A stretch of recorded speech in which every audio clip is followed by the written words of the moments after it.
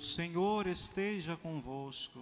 Ele está no meio de nós. Proclamação do Evangelho de Jesus Cristo segundo Mateus. Glória a vós, Senhor. Naquele tempo, enquanto Jesus estava falando às multidões, sua mãe e seus irmãos ficaram do lado de fora, procurando falar com ele. Alguém disse a Jesus: Olha, tua mãe e teus irmãos estão aí fora e querem falar contigo.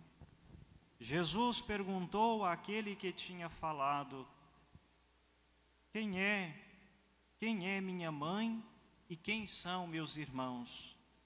E estendendo a mão para os discípulos, Jesus disse: Eis minha mãe e meus irmãos. Pois todo aquele que faz a vontade do meu Pai, que está nos céus, este é meu irmão, minha irmã e minha mãe. Palavra da salvação. Glória a vós, Senhor. Ouviremos agora um trecho da regra de São Bento. Regra de São Bento, continuação do capítulo 43. Quanto à mesa, quem não tiver chegado antes do versículo, de modo que todos digam o versículo e orem juntos e se sentem ao mesmo tempo à mesa. Quem não tiver chegado a tempo, por negligência ou culpa, seja castigado por este motivo até 2 vezes. Se de novo não se emendar, não lhe seja permitida a participação à mesa comum, mas faça a refeição a sós, separado do consórcio de todos, sendo-lhe tirada a porção de vinho, até que tenha feito satisfação e sem emendado. Seja tratado da mesma forma quem não estiver presente ao versículo que se diz depois da refeição. E ninguém presuma servir-se de algum alimento ou bebida antes ou depois da hora estabelecida. Mas quanto àquele que não quis aceitar alguma coisa que lhe tenha sido oferecida pelo superior, na hora em que desejar aquilo que antes recusou ou outra coisa qualquer, absolutamente nada receba, até conveniente emenda.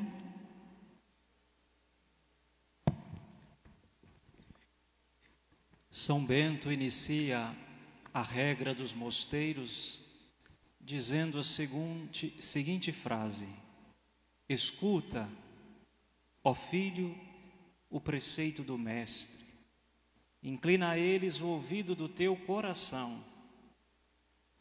Esta é a síntese da regra de São Bento e da vida beneditina: escutar os preceitos do mestre.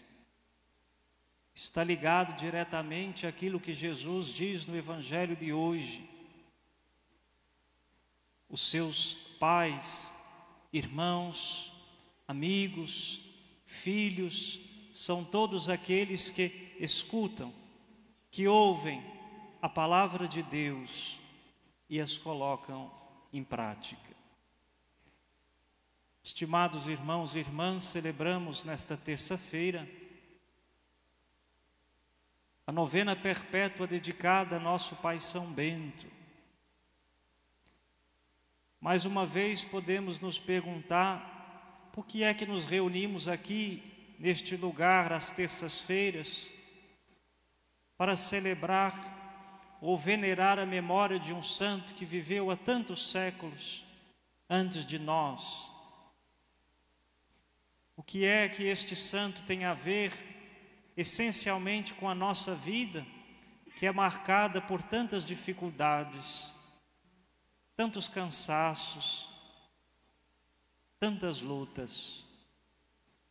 Uma oportunidade que tive, enquanto que aqui celebramos a novena de São Bento, eu pude dizer um pouco, ainda que por cima, de maneira superficial, sobre o bem incomensurável que a presença da vida monástica aqui, na cidade de Mineiros, produziu frutos ao longo da história desta própria cidade.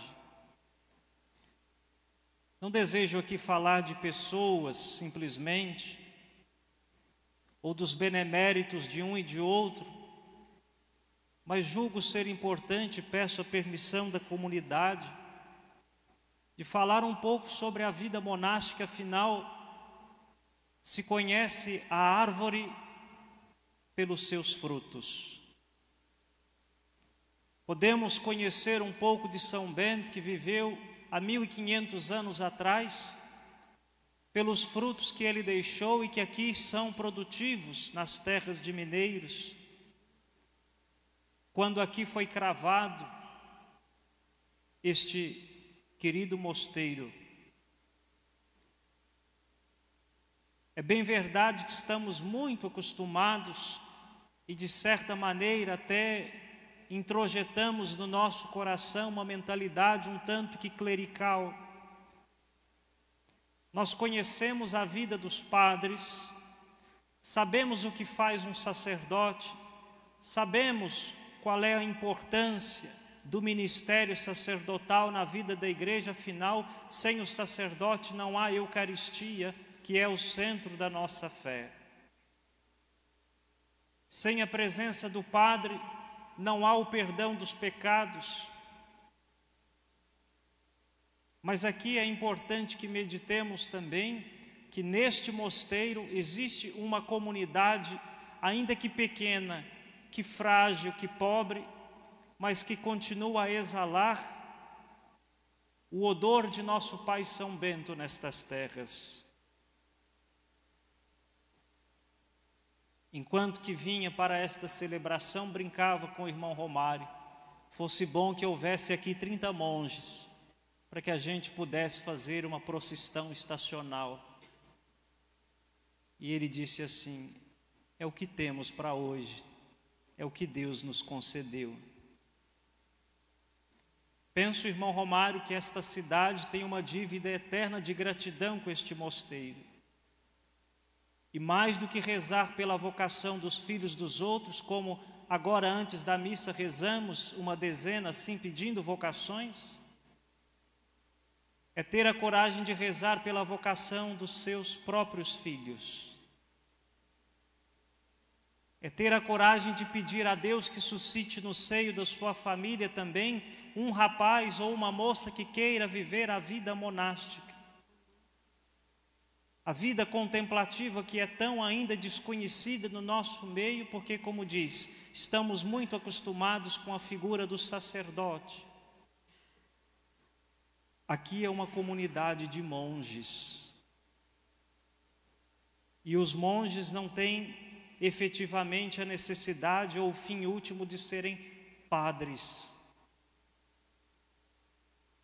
É bem verdade que na história deste mosteiro a maioria dos monges foram sacerdotes também, e assim comportando duas vocações específicas: a vocação à vida monástica e a vocação sacerdotal, que se fundiram para o serviço de Deus e dos irmãos e irmãs, o que possibilitou a eles um trabalho pastoral intenso em toda esta região.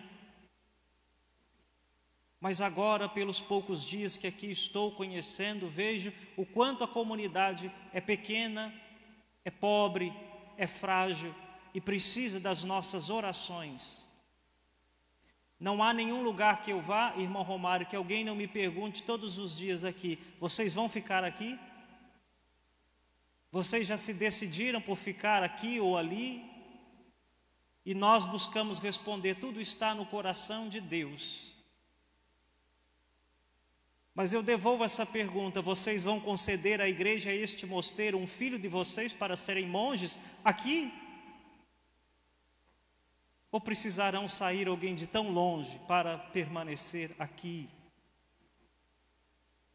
É uma provocação e uma reflexão que eu faço. Talvez pareça até intransigente, mas é necessária. O monge não precisa necessariamente ser padre. O fim da vocação monástica está na profissão dos seus votos. E ontem quem esteve aqui teve a graça, o privilégio de testemunhar um rito de profissão monástica de um dos irmãos deste mosteiro. Eu fico percebendo, às vezes, os monges estão aqui em oração, a oração da liturgia das horas, o povo vai chegando, nem todos dão importância ao que está acontecendo. Os monges receberam da igreja um ministério que é, por excelência, o verdadeiro ministério da oração. E quando eles estão rezando, nós, porque também sou monge, ainda que seja uma pequena, pobre, frágil comunidade, nós nos associamos a uma comunidade muito maior. A todos os mosteiros do mundo, a todos os contemplativos do mundo, nos associamos à oração da igreja, para cumprir aquilo que é a primeira missão do monge da vida monástica, a oração.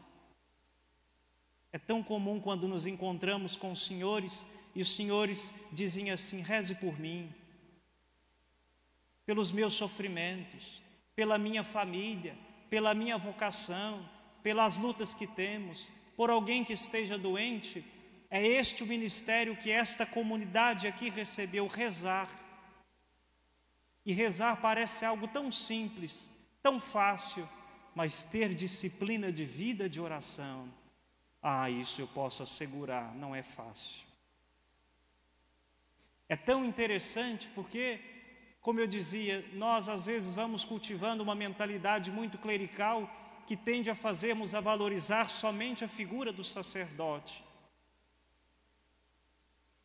E na igreja existem tantas outras vocações, como a vocação à vida monástica.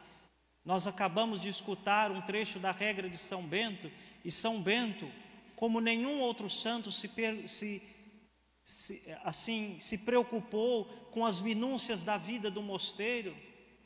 Hoje ele diz assim dos irmãos que chegam atrasados na refeição, ou que chegam atrasados ao coro, este móvel que estão sentados aqui, que é o lugar de oração, o oratório.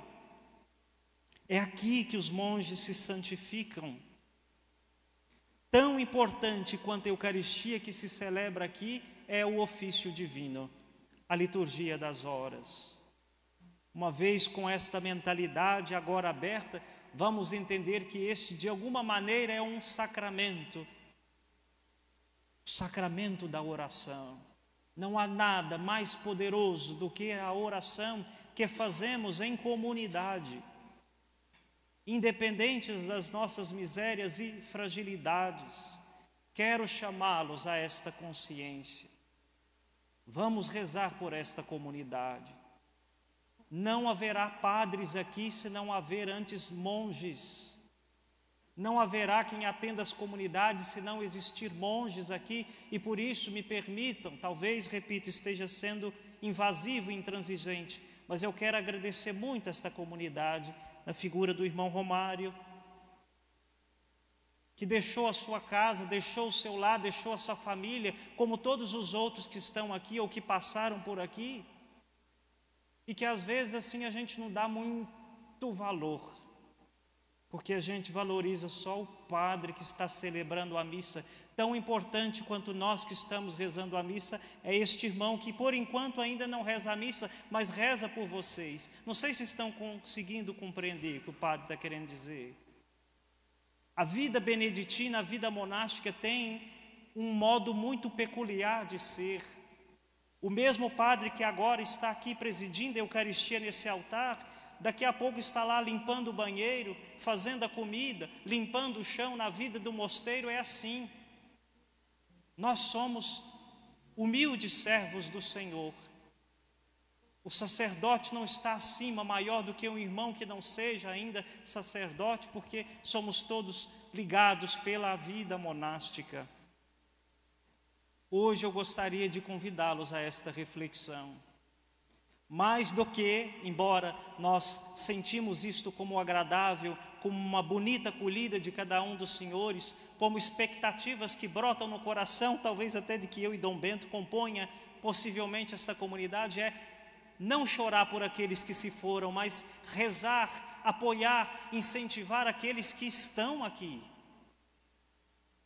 Isso é mais importante, porque como seres humanos temos esta mazela de nos apegar mais àquilo que perdemos do que àquilo que temos diante de nós. E o que é que esta comunidade tem? A presença de poucos monges, mas que estão aqui dando a vida por cada um de vocês e por nosso Senhor Jesus Cristo. Então eu convido nesta liturgia, nesta Eucaristia, a rezarmos por eles. Irmão Romário, irmão Flávio, Dom Josias, Dom Tiago, que poderiam também ter abandonado tudo, poderiam fazer qualquer outra coisa, poderiam estar em qualquer outro lugar, mas decidiram de estar aqui porque levaram a sério o que o nosso irmão ontem realizou aqui diante do altar, a sua profissão de votos. Não vieram para brincar, como os senhores não vieram para brincar no matrimônio que estão vivendo, na vida que estão vivendo, porque servir a Jesus, seguir a Jesus é algo muito sério, é exigente, exige de nós o tudo e talvez exige de nós o nada que nós não temos para dar. Às vezes nos apresentamos diante de Deus com tantos pecados, com tantas misérias, com tantas limitações e nos perguntamos: Senhor, o que é que eu posso te oferecer? Se eu não tenho nada, se eu não sou nada, se eu não valho nada, se eu sou miserável, entreguemos a Ele a nossa miséria. Hoje ainda, ministrando uma direção espiritual a um jovem que está inquieto na vocação, eu dizia: às vezes nós chegamos diante de Jesus sacramentado, pensando em que oração que eu vou fazer, que música que eu vou cantar, que inspiração que eu vou ter. Às vezes a gente diante de Jesus apenas basta o silêncio, o nada de nossa pobreza. E Deus acolhe o nosso silêncio, o nosso nada, porque não é no multiplicar de palavras que Deus nos ouve, mas é a intenção do nosso coração. Então, mais uma vez, e aqui talvez publicamente dizer a isso: obrigado a esta comunidade, obrigado pelo trabalho de vocês, obrigado pela perseverança de vocês, porque eu sei muito bem como é isso. Eu sei que às vezes a saudade da família fala alto. Eu sei que às vezes não somos tão valorizados como deveria, às vezes não somos compreendidos como deveríamos ser, mas eu sei que a graça de Deus nos sustenta. Por isso eu peço aos céus que envie santas e generosas vocações para este mosteiro, para se santificarem aqui e poder continuar a trabalhar nas comunidades, nas pastorais, mas antes de tudo a vida deles é aqui, no escondimento, no silêncio, na oração. Por isso faço esse apelo ao coração de todos. Vamos rezar por eles, vamos apoiá-los, vamos rezar pelas vocações dos filhos de vocês, porque sem a força da oração não conseguimos progredir. E que Deus, pela intercessão de São Bento, abençoe a cada um de nós. Amém.